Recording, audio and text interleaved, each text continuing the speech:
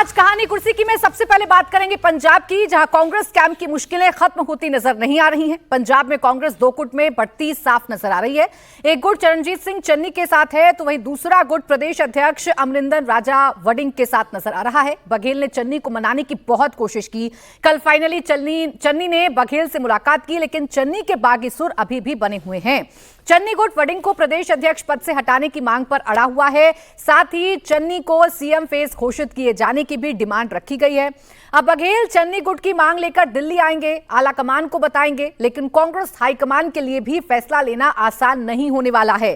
कहा जाए तो कांग्रेस के हाथों से पंजाब तेजी से निकल रहा है। रंधावा मजबूती के साथ चन्नी के साथ खड़े हैं। ऐसे में अगर हाईकमान चन्नी की बात नहीं मानता है तो पंजाब में एक नहीं दो कांग्रेस चुनाव लड़ती हुई नजर आ सकती हैं। सबसे पहले आइए आपको सुनवाते हैं सुखजिंदर सिंह रंधावा का बयान, जिसने कांग्रेस हाईकमान की टेंशन को और बढ़ा दिया है। वो काम करना कि पंजाब के कांग्रेस ਨੂੰ ਕਿਵੇਂ ਲੈ ਕੇ ਆਉਣਾ, ਉਹਨਾਂ ਨੇ ਬੜੇ ਵਧੀਆ ਤਰੀਕੇ ਨਾਲ ਗੱਲਬਾਤ ਹੋਈ ਹੈ ਔਰ ਨਾਲ ਇਹ ਵੀ ਕਿਹਾ ਕਿ ਕਈ ਵਾਰਾਂ ਡਿਸੀਜਨ ਜਿਹੜੇ ਨੇ ਉਹ ਪਾਰਟੀ 'ਚ ਵਾਪਸ ਵੀ ਲੈਣੇ ਪੈਂਦੇ ਨੇ ਕਿ ਸਾਡੀ ਉਹਨਾਂ ਕੋਲ ਇੱਕ ਡਿਮਾਂਡ ਰੱਖ ਦਿਓ ਕਿ ਆ ਜਿਹੜੀ ਲੀਡਰਸ਼ਿਪ ਬੈਠੀ ਆ ਉਹ ਚਾਹੁੰਦੀ ਆ ਕਿ ਪੰਜਾਬ 'ਚ ਕਾਂਗਰਸ ਦੀ ਰਾਜ ਦੀ ਸਰਕਾਰ ਬਣੇ। ਸਾਨੂੰ ਠੋਕ ਕੇ ਬੋਲਣ ਲਈ ਚਾਹੀਦਾ ਲੀਡਰ, ਸਾਨੂੰ ਕੰਪਰੋਮਾਈਜ਼ ਲੀਡਰ नहीं जरूर। अब बात कॉम्प्रोमाइज लीडर तक आ चुकी है। रंधावा ने वड़िंग का नाम तो नहीं लिया, लेकिन वड़िंग को पता था कि जिन शब्दों का इस्तेमाल किया गया है वो उनके लिए ही थे। वड़िंग ने कहा कि कांग्रेस में ऐसा नेता नहीं होना चाहिए जो बीजेपी और आप के नेताओं से मिल रहे हैं। कौन है कॉम्प्रोमाइज लीडर? उन्होंने नाम लिया? नाम तो नहीं। अगर नाम नहीं लिया तो फिर तुसी ये क्यों कह रहे हो कि कॉम्प्रोमाइज लीडर? तुसी मेरे वाल क्यों इशारा कर रहे हो? सुखजिंदर सिंह रंधावा बिल्कुल ठीक कह रहे हैं। कोई भी स्लीपर सेल पार्टी दे विच कॉम्प्रोमाइज लीडर नहीं होना चाहिए। कईयां दे दोष लगदे कि वो बीजेपी दे लीडरां नूं मिलदे है, कईयां दे दोष लगदे है कि वो उत्तर प्रदेश दे किसी लीडर नूं मिलदे है, कईयां दे दोष लगदे है वो झाड़ू दे लीडरां नूं मिलदे। बिल्कुल ही इज 100% करेक्ट कि स्लीपर सेल ते कॉम्प्रोमाइज लीडर पंजाब नूं बिल्कुल नहीं चाहिए। अब भूपेश बघेल बैठक में हुई बात को पार्टी आलाकमान तक पहुंचाएंगे। भूपेश बघेल ने आश्वासन दिया है कि गुटबाजी से परे केवल जीतने वाले उम्मीदवारों को ही टिकट दिया जाएगा। बघेल की तरफ से चन्नी गुट को दरकिनार न किए जाने का भरोसा मिला है। अब आखिरी फैसला राहुल गांधी को लेना है। परिवार ये हमारा पार्टी है, वो आंतरिक लोकतंत्र है, अपनी बात कहने का सबको अधिकार है। और जहाँ तक के जो कमेटी बनी है और हाईकमान ने फैसला किया है उसमें कोई बदलाव नहीं। बिल्कुल ठीक कर रहे हैं, कोई कंप्रोमाइज नेता नहीं चलेगा। इस बात की जिम्मेदारी मेरी है। कोई नेता यदि कंप्रोमाइज हो जाएगा बीजेपी से, आम आदमी पार्टी से और किसी दल से, वो कैसे चलेगा? तो भूपेश बघेल के सामने मुश्किल यह है कि जब वो बैठक कर रहे थे उस वक्त चन्नी ने अपना शक्ति प्रदर्शन भी किया है। साफ तौर पर चन्नी के तेवर ये बता रहे हैं कि कांग्रेस में सब कुछ ठीक नहीं चल रहा है। अब हर्षवर्धन जी, बेशक भूपेश बघेल इसे कहें कि ये परिवार का मामला है, ये आंतरिक लोकतंत्र है, लेकिन खुले तौर पर पब्लिकली अगर एक नेता को कॉम्प्रोमाइज्ड कहा जाए तो ये कहना गलत नहीं होगा कि पंजाब अब धीरे धीरे कांग्रेस के हाथ से निकल रहा है। नहीं, और चीज़ें अपनी जगह है, लेकिन जिस तरह से रंधावा जी ने कहा कि कंप्रोमाइज लीडर, तो उसको वड़िंग साहब ने अपने ऊपर ले लिया और ये कहकर उन्होंने सारी जो कंप्रोमाइजिंग पोजीशंस हैं वो सब बता दी। एक पोजीशन ये कि आप आम आदमी पार्टी से मिलते हैं, एक ये कि आप भारतीय जनता पार्टी से मिलते हैं, लेकिन सबसे कंप्रोमाइज लीडर है कौन? जो गायब है, जो अपनी कांग्रेस के सबसे बड़े नेता होने की जो पोजीशन है उसकी, यानी श्रीमान राहुल गांधी जी, उनसे बड़ा कंप्रोमाइजिंग सिचुएशन में कौन है? भाई आप सोचिए जरा, जिस नेता को ये सब दुरुस्त करना चाहिए, ठीक करना चाहिए, हालांकि एक दिन हम लोग और गलती हो गई थी तो माफी मांगनी पड़ी थी कि राहुल जी लौट आए हैं। अब आज फिर वो तारीख है 12 बताई जा रही थी कि वो लौट आएंगे, पता नहीं अभी लौटे हैं कि नहीं लौटे हैं। असल चीज यही है और जो विस्तार से अमरिंदर राजा वडिंग ने बता दिया, इसके बाद स्पष्ट है कि अब किसी के पास लौटने का रास्ता नहीं, दोनों अपने अपने रास्ते चल चुके हैं। किसी एक दिन आपको दूसरी लेन में नजर आएंगे।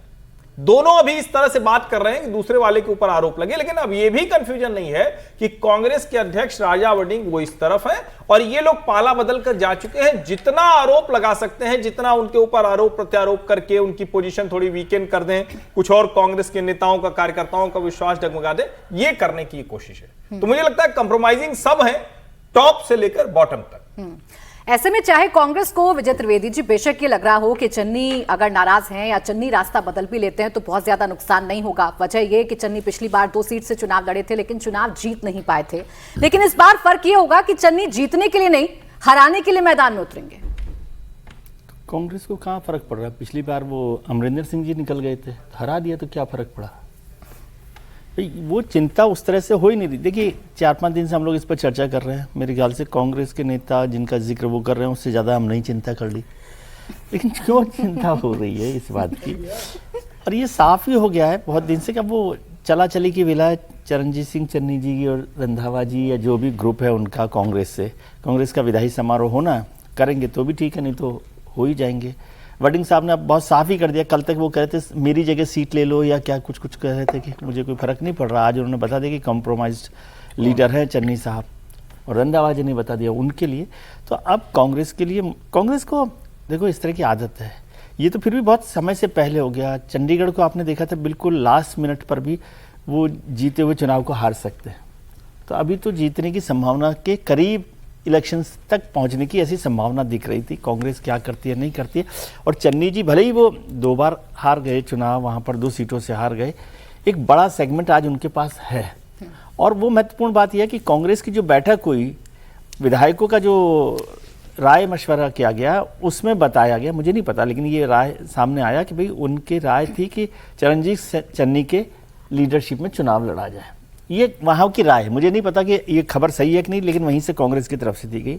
और वो नहीं भी है, मान लीजिए चन्नी साहब से कोई फायदा नहीं हो रहा था तो नुकसान तो हो ही सकता है ना।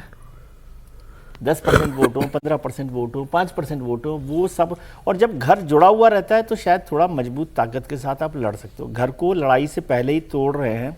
वहाँ आम आदमी पार्टी है, वहाँ बीजेपी एक स्ट्रॉन्ग तरीके से एंट्री कर रही है। तो उन सब बातों को ध्यान करके भी यदि कांग्रेस इस स्टेट को, जो एक संभावना बन रही थी कि भाई आम आदमी पार्टी के खिलाफ माहौल बन रहा है, कांग्रेस बना सकती है, बीजेपी तो अभी सोच भी नहीं रही थी, और आज हम बीजेपी की चर्चा कर रहे हैं, तो इसका मतलब है कि वो तो कुछ 2 कदम आगे बढ़ गए। अभी जिस तरीके के हालात पंजाब में नजर आ रहे हैं, क्या पश्चिम बंगाल जैसी स्थिति समीर जी बन सकती है? जैसे वहां ममता बनर्जी की टीएमसी अलग है, ऋग्वेद की टीएमसी अलग है, तो यहाँ राहुल की कांग्रेस अलग होगी और चन्नी की कांग्रेस अलग होगी। बिल्कुल, मुझे लगता है कि कांग्रेस टूटने की कगार पर पहुंच गई। और मुझे समझ में नहीं आ रहा कि जब दिख रहा है कि चरणजीत सिंह चन्नी एक लक्ष्मण रेखा लांघ चुके हैं, जिस तरीके से वो बात कर रहे हैं, ये क्लियर बता रहा है कि वो केंद्रीय नेतृत्व से बात नहीं करना चाहते हैं। वो केंद्रीय नेतृत्व से अपने जितनी मांगे थोपना चाहते हैं, कहते हैं आपको ये फैसला देना पड़ेगा।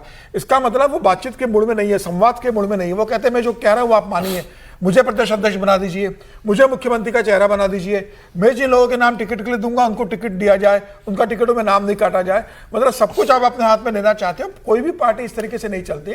और मुझे लग रहा है कि पार्टी जरूरत से ज्यादा डील चरणजीत चन्नी को लेकर धरी है। लगातार भूपेश बघेल उनके साथ बैठक कर रहे हैं। राणा गुरजीत सिंह जो चंडीगढ़ से विधायक है, उनके घर पर बैठक हुई। भूपेश बघेल ने कहा कि भाई 4 से 5 लीडर को आना है, उनसे बातचीत करेंगे। 90 नेताओं को लेकर चरणजीत सिंह चन्नी बैठक करने चाहते हैं। वहां पर आप कहते हो कि प्रदेश अध्यक्ष नहीं आने वाले हैं। बैठक में आप कहते हो कि भाई राहुल गांधी से अभी फोन पे आप बात कराइए। तो इस तरीके से दबाव की राजनीति चरणजीत चन्नी कर रहे हैं। मुझे लग रहा है कांग्रेस को अभी तय कर लेना चाहिए कि भाई चरणजीत चन्नी की राहें अलग है। आप जितना भी चन्नी को दोगे, चन्नी मानने वाले नहीं है। उन्होंने अपना रास्ता तय कर लिया है। कांग्रेस को भी उनसे रास्ता पल्ला छोड़ा देना चाहिए और कह देना चाहिए कि भाई अब लक्ष्मण रेखा आप लांघ चुके हो। पार्टी का फैसला है कि राजा वड़िंग के नेतृत्व में हम चुनाव लड़ेंगे। टिकट का जो होगा उसमें आप सलाह दे सकते हो, अंतिम फैसला केंद्रीय नेतृत्व करेगा। आपको स्वीकार है पार्टी में रहिए, वरना आप रास्ता अलग अख्तियार कर लीजिए। मुझे लग रहा है कि चन्नी ने अपना रास्ता तय कर लिया है। वो किसी भी स्थिति में भारतीय जनता पार्टी के साथ जाने का मन बना चुके हैं। अलग पार्टी बनाकर कांग्रेस से लड़ने की तैयारी है। कोई भी नेता जो पार्टी के अंदर रहता है, पार्टी के अनुशासन को मांगता है, पार्टी में अपनी बात मनवाना चाहता है, वो इस तरीके से प्रस्ताव नहीं रखता कि मैं ही मुख्यमंत्री का चेहरा बनूंगा, मैं ही प्रदेश अध्यक्ष बनूंगा, मैं जिनको टिकट दूंगा उनको टिकट दिया जाए, राजा वड़िंग को प्रदेश तत्काल हटाया जाए। तो मुझे लग रहा है कि अब चन्नी ने अपना रास्ता तय कर लिया है। कांग्रेस ने भरसक कोशिश की है। राहुल गांधी के मिलने न मिलने से कोई फर्क नहीं पड़ना। कांग्रेस का केंद्रीय नेतृत्व राजा वड़िंग को वहां से प्रदेश अध्यक्ष के पद से हटाने नहीं वाला, यह तय कर चुका है। चन्नी उसके नीचे मानने नहीं वाले। तो क्या चन्नी अब पार्टी छोड़ेंगे? तो ये तय है कि पार्टी छोड़ेंगे। बस कांग्रेस कोशिश कर रही है, अंतिम कोशिश है कि किसी तरह से चन्नी मान जाए और पार्टी में बने रहे। अब बने भी रहेंगे तो पार्टी में इतना ज्यादा बिखराव आ चुका है मन के अंदर कि मिलकर ही चुनाव नहीं लड़ सकते। मुझे लग रहा है कांग्रेस को अभी थोड़ा समय है, क्योंकि अभी 8 से 9 महीने चुनाव के अंदर है, मार्च में चुनाव होंगे, अभी समय है। चन्नी से छुटकारा पा ले, पार्टी को फिर खड़ा करे, जो नुकसान होगा उसके लिए दलित वोट कैसे जोड़ना है उसकी तैयारी करे। अब वहां पर बिखराव तय है।